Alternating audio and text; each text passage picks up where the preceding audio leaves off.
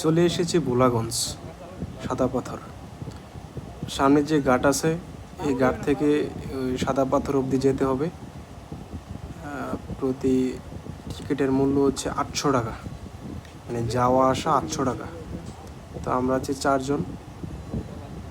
চারজনে 800 টাকার একটা টিকিট নেব।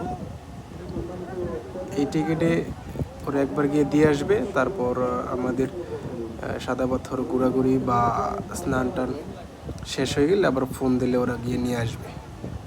এর মূল্য হচ্ছে 800 টাকা। তো